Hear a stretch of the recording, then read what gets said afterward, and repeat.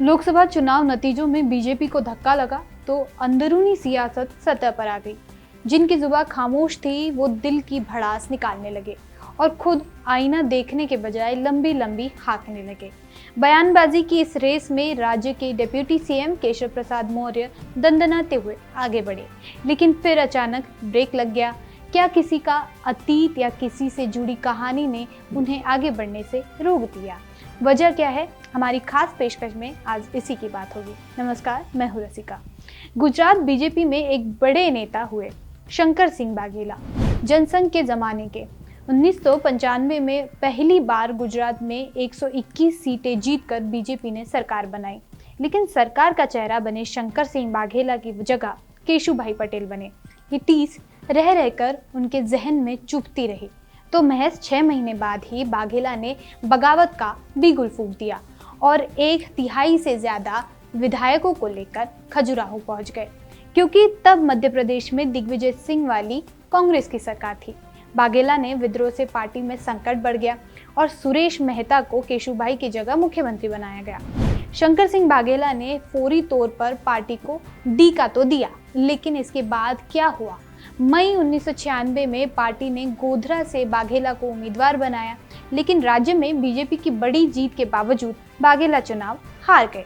लोकसभा चुनाव हारने के बाद बाघेला ने अपनी पसंद के मुख्यमंत्री सुरेश मेहता को पद से हटाने की साजिश रची और राष्ट्रीय जनता पार्टी नाम से अलग पार्टी बना डाली।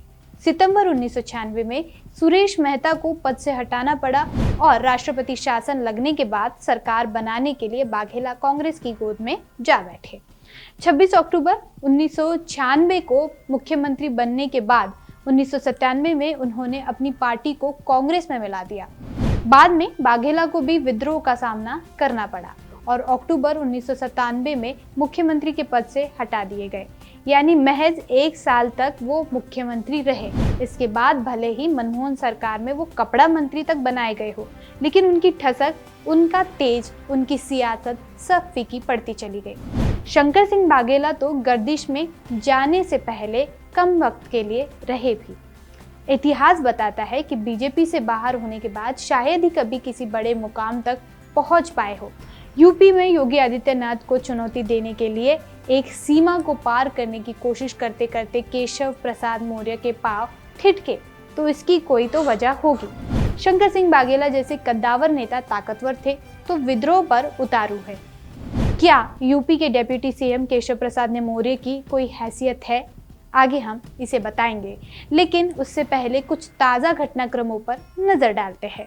याद कीजिए, 14 जुलाई को बीजेपी कार्य समिति की बैठक थी, जहां मौर्य ने फिल्मी स्टाइल में डायलॉग मारा, संगठन सरकार से बड़ा है।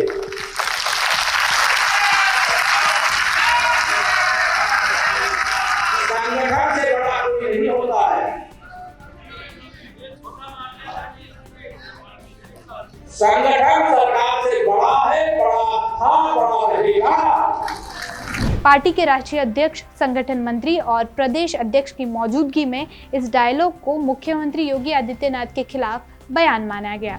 इसके 2 दिन बाद मौर्य लखनऊ से दिल्ली पहुंच गए और वहां घंटे भर नड्डा से बातचीत के बाद लखनऊ लौट आए। इस दौरान समाजवादी पार्टी के नेता ने उन्हें शंकर सिंह बाघेला की तरह पार्टी तोड़ने का न्योता दिया और मॉनसून ऑफर दे डाला, 100 लाओ, सरकार बनाओ। लेकिन दिल्ली से दर्द लेकर लौटे मौर्य पर जब इस ऑफर का असर पड़ता नहीं दिखा तो एक ऐसा तंज किया गया जो चुभने वाला था। क्या मिला मौर्य को? यही उपमाएं और तंज। अब सवाल ये उठता है कि केशव प्रसाद मौर्य क्यों नहीं यूपी के शंकर सिंह बाघेला बने? इसका पहला जवाब है कि उनके पास 100 विधायक तो छोड़िए, एक भी विधायक है या नहीं, कोई दावे से कह नहीं सकता। असल में यूपी में बीजेपी के विधायक भी जानते हैं कि जो व्यक्ति सूबे का डिप्टी सीएम होने के बावजूद खुद अपनी सीट नहीं जीत सकता, अपने इलाके के लोगों को जीता नहीं सकता, उसके साथ कोई कैसे जाए? ऐसी सोच की वजह है आंकड़े सच बयां करते हैं। केशव मौर्य के केवल एक बार लोकसभा और एक बार विधानसभा चुनाव जीता है। मौर्य 2002, 2007 और 2022 में विधानसभा चुनाव हार चुके हैं। 2022 में तो वो मोदी योगी लहर और खुद यूपी के डिप्टी सीएम होने के बावजूद जीत नहीं पाए। यही हाल 2024 लोकसभा चुनाव में भी उनके इलाके में हुआ।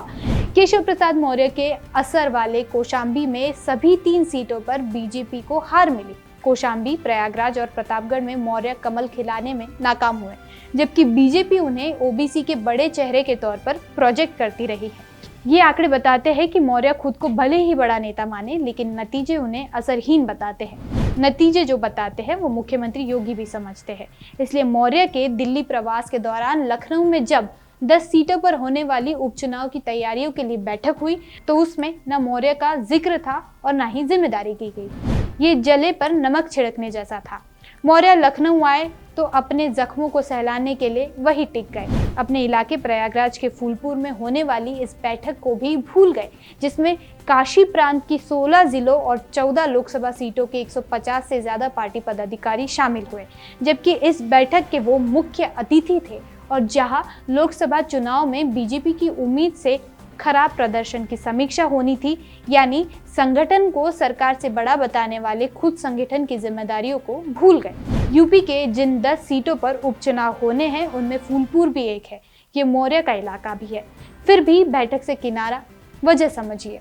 मुख्यमंत्री योगी आदित्यनाथ ने इस चुनाव में जीत की रणनीति बनाने के लिए जिस स्पेशल 30 का गठन किया उसमें मौर्य को एंट्री नहीं मिली। मौर्य सरकार में है, लेकिन योगी को चिढ़ाने के लिए संगठन का ताना देते हैं। अपने इलाके के सभी सीटों पर हार के बावजूद उनकी जिम्मेदारी लेने से बच रहे हैं। ऐसे में उन्हीं की खेमे की एक नेता ने उन्हीं का राग अलापा, संगठन को सरकार से बड़ा बताया, हार की जिम्मेदारी ली और अपना इस्तीफा राज्यपाल को भेज दिया। ये नेता है सोनम किन्नर। किन्नर कल्याण बोर्ड की उपाध्यक्ष थी, यानी राज्य मंत्री का दर्जा वाला पद। तो क्या मौर्य भी सोनम किन्नर की राह पर चलेंगे? मौर्य के समर्थक उन्हें यूपी का शौर्य बताते हैं, उन्हें भावी मुख्यमंत्री बताते हैं और मौर्य को दिल्ली के कुछ आकाओं से जो ऊर्जा मिलती है उससे उन्हें भी लगता है। लेकिन मौर्य के साथ प्रधानमंत्री की तस्वीर देखिए, एक भी तस्वीर में प्रधानमंत्री उन पर नजर डालते शायद ही दिखे। जो पीएम मोदी को जानते हैं वो ये मानते हैं कि उनकी दृष्टि जिस पर नहीं होती तो नहीं होती। इसे मौर्य जितनी जल्दी समझ जाए अच्छा है, क्योंकि फूलपुर लोकसभा हारे, सिरातू विधानसभा हारे, मुख्यमंत्री की दौड़ हारे, प्रदेश अध्यक्ष की रेस हारे, पीडब्ल्यूडी मंत्रालय हारे और जो मिला उसे किसी की कृपा माना गया।